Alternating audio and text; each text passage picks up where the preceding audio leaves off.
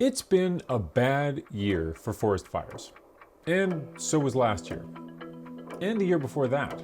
So is this the new normal? Are we stuck? I'm Dan Riskin. Unless you've been living under a rock, you've probably noticed that the west of Canada is on fire. And over the last decade, this has been happening more and more frequently.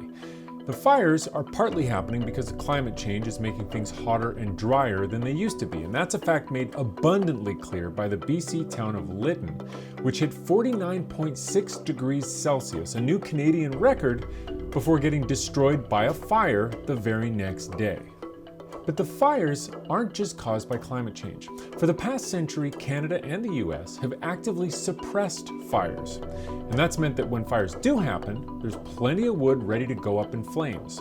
That makes the fires bigger than they would otherwise have been. But here's the thing.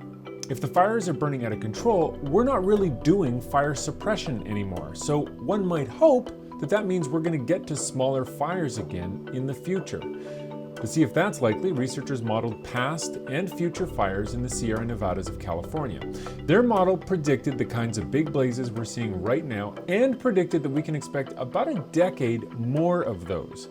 But after that, recurring fires of smaller and smaller area. This is good news, but the even better news is that we don't have to be passive in the process. Going forward, we can learn from our fire suppression mistakes and use forest thinning and prescribed burns to keep forests healthy instead of just trying to stop fires altogether as though that was even an actual option. For ctvnews.ca, I'm Dan Riskin.